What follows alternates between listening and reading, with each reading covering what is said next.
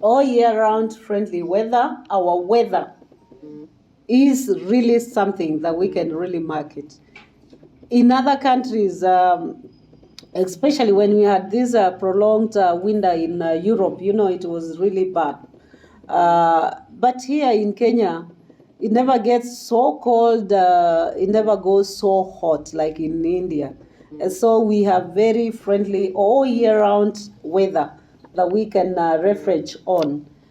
Different experiences for different seasons. Indeed, that's very true. Different experiences, different seasons. And of course, the leader in conservation globally.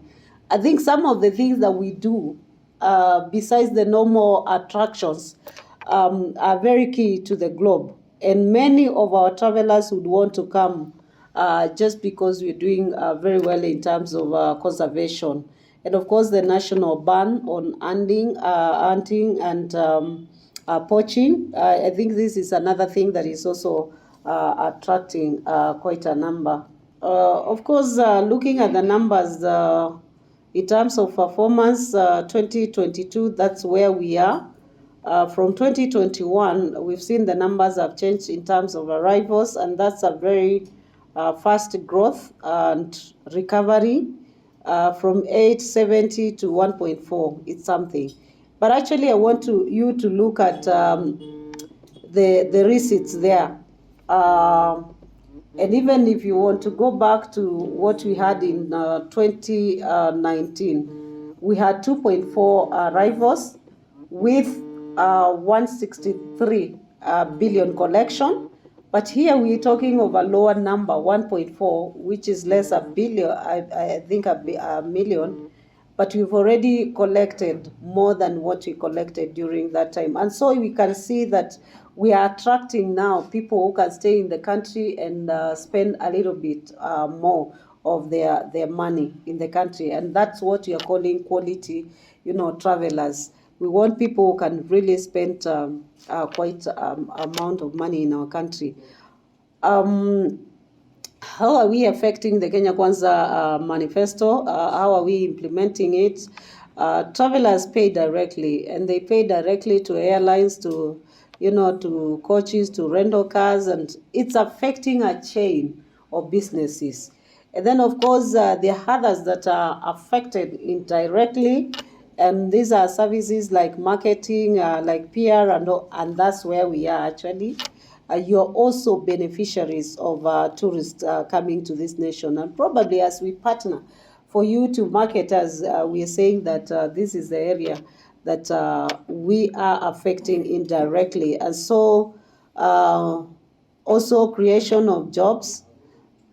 Of course, the two layers create jobs, which again pays salaries, wages, profits, and all that.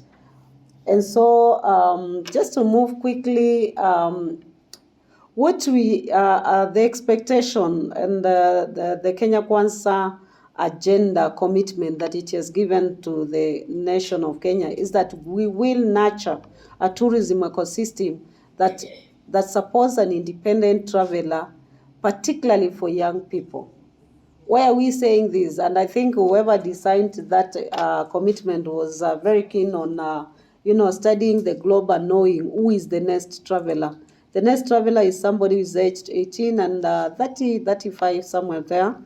And therefore, this 18 years person may not have much money. And so we need to come up with products that can support, be it in the transport. For you to go to Masai Mara today, you have to part with around 30,000 a charter, But if we have buses, tourism buses going there, I'm sure it will be cheaper. And I can tell you, it's an experience. Nobody wants to be in the air. We want to be down there, closer to the nature as even we travel. And I can tell you, this is an area that we are really working on. The other thing was to diversify our products. Kenya has been known by to sell products of wildlife and, of course, beach. But then we have quite a lot, as I have said, the landscapes, the mountains, and everything else, adventure. Remember, Kenya again was rated as a destination adventure #1 in Africa and #10 in the globe. And so that is something that we need to take advantage of. And then, of course, diversifying the source markets to include African markets. We have realized Africa is not trading with itself, and that is very wrong. So as we talk about domestic tourism, Kenyans visiting, we've improved in that because we saw Kenyans sustaining tourism when we had COVID hit. And therefore, we also want to have Africa, trade with itself, and also Africa. We need to have numbers flowing from our African country. And I can tell you Kenya is doing very well. Number 2 is Uganda, and I guess number 4 is Tanzania. But those are only neighbors. We want to see the SADC countries coming here. The country, the ECOWAS, is it the Western countries also visiting, the northern part of Africa visiting Kenya. So that is the diversification we are talking about.